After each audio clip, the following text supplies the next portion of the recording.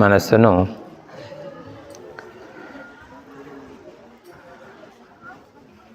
పుట్టినప్పటి నుంచి మనం చనిపోయే వరకు మనతో పాటే ఉండే మన బ్రీతింగ్ ఏదైతే ఉంటుందో శ్వాస దానిపైన నిలపాలి.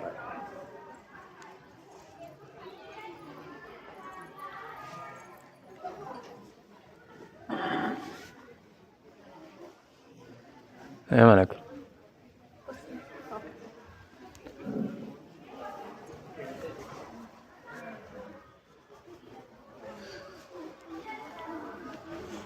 ఎలాంటి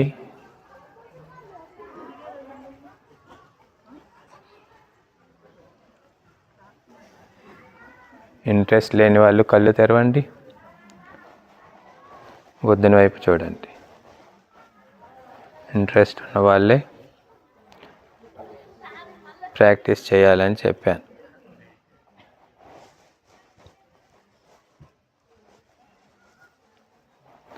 మిమ్మల్ని ఎవరు ఫోర్స్ చేయట్లేదు చేయమని, ఇబ్బంది పెట్టట్లేదు కదా.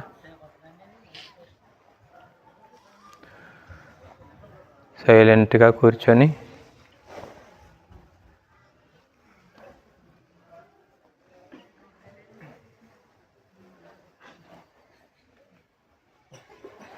ఓకే.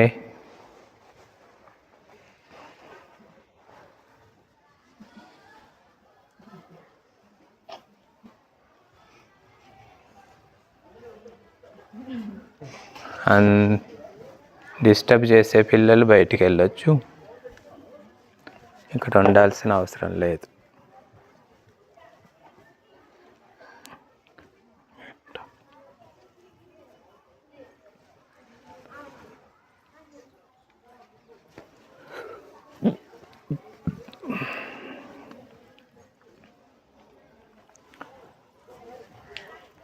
వేరే వాళ్ళని డిస్టర్బ్ చేయొద్దు, మిమ్మల్ని ఎవరు ఉండమనట్లేదు ఇక్కడ.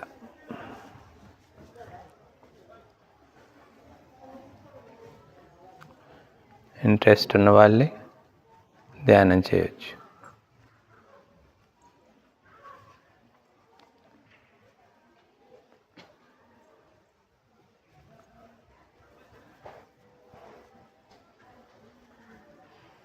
మీ మనస్సు బ్రీతింగ్ పైన ఉంచగలుగుతున్నారా లేదా గమనించండి.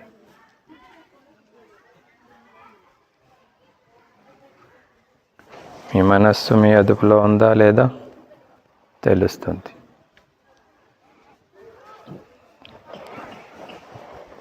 సౌండ్ రాకుండా చేయాలి. బ్రీతింగ్ అనేది సౌండ్ అనేది ఉండదు. న్యాచురల్గా వచ్చి వెళ్ళే బ్రీతింగ్ పైనే మనసు ఉంచాలి.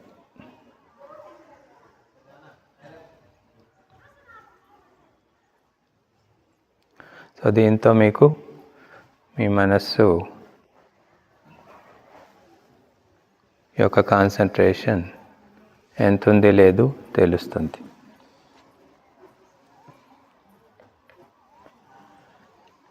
మనస్సు మీ అదుపులో ఉందా, మీరు మనస్సు యొక్క అదుపులో ఉన్నారా తెలుస్తుంది.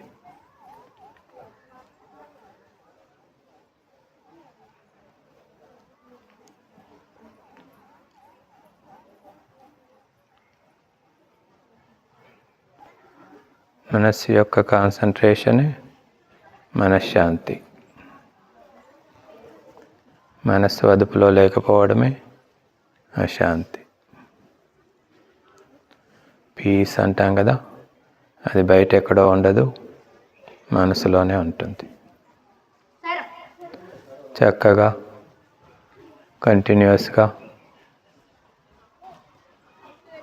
ఒకే బ్రీతింగ్ పైన మనస్సు నిలిస్తే ఆ పీస్ అనేది ఎక్స్పీరియన్స్ అవుతారు.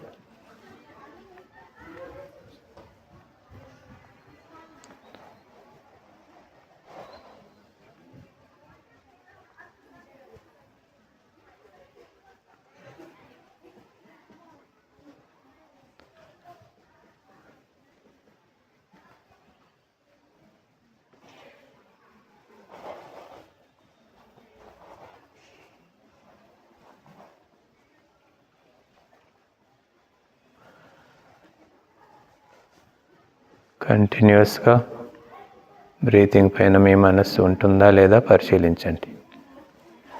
కాన్సన్ట్రేషన్ ఉందా పరిశీలించండి.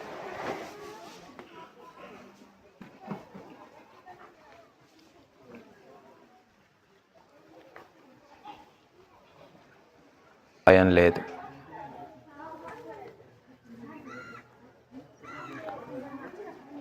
సో అనేక లాభాలు మెడిటేషన్తో ఉంటాయి కాబట్టి మెడిటేషన్ బుద్ధుడు ప్రజలందరికీ బోధించాడు. ఈ చిన్న చిన్న లాభాలతో పాటుగా ఇంకా ఎక్కువగా మెడిటేషన్ చేసే వాళ్లకు ఒక జన్మ మరణ చక్రం అనేది కొనసాగదు. ఆ చక్రం నుంచి వారు ముక్తులైపోతారు.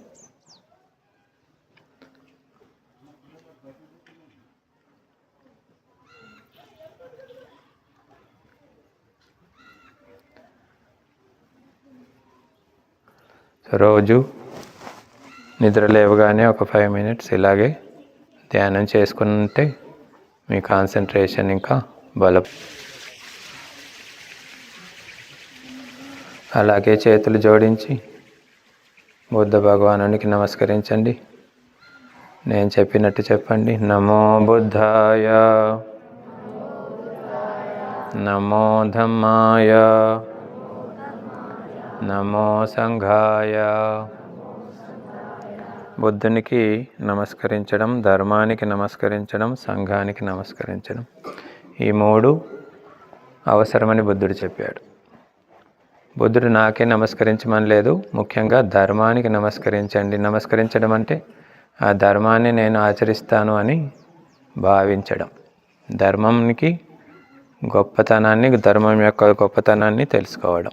ధర్మం అంటే మంచి ఆచరణ, సదాచరణ, తల్లిదండ్రులను పూజించడం, మంచి వాళ్ళ సాంగత్యం. సంఘం, నమో సంఘాయ అంటే సంఘంతో సాన్నిహిత్యం, మంచి సత్పురుషుల యొక్క సాన్నిహిత్యాన్ని, మంచి ఫ్రెండ్స్నే కలిగి ఉండడం, అది మీ ఉన్నతికి అవసరమని బుద్ధుడు చెప్పాడు. అందుకే బుద్ధం శరణం గచ్చామి, ధమ్మం శరణం గచ్చామి, సంఘం శరణం గచ్చామి అని కూడా చెప్తాం మనం. ఏదో ఒకసారి చెప్పండి. బుద్ధం శరణం గచ్చామి, ధమ్మం శరణం గచ్చామి, సంఘం శరణం గచ్చామి. బుద్ధుడు చెప్పే ప్రతి మాట కూడా సైంటిఫిక్గా ఉంటుంది. బుద్ధం శరణం గచ్చామి అంటే ఏదో బుద్ధునికి శరణు వెళ్తే నాకు స్వర్గానికి వెళ్ళే అవకాశం ఉంటుంది, ముక్తి లభిస్తుందని కాదు. జ్ఞానాన్ని ఆశ్రయిస్తున్నాను. బుద్ధుడు అంటేనే జ్ఞానం. ధర్మం అంటే బుద్ధుడు చెప్పిన బోధన, అది కూడా జ్ఞానం. సంఘం అంటే సత్పురుషుల సమూహం. సో ఇవన్నీ కూడా మన జీవితంలో అవసరమని శరణం గచ్చామి అంటే వాటిని నేను ఆశ్రయిస్తాను, వాటి సంపర్కంలో ఉంటాను అని అర్థం. సో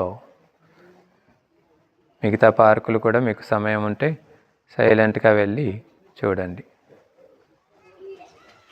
లైన్గా వెళ్ళాలి, సైలెన్స్గా ఉండి. ఏమైనా ఫోటోలు తీసుకోవాలన్నా ఎవరు మాట్లాడకూడదు మెడిటేషన్ హాల్లో.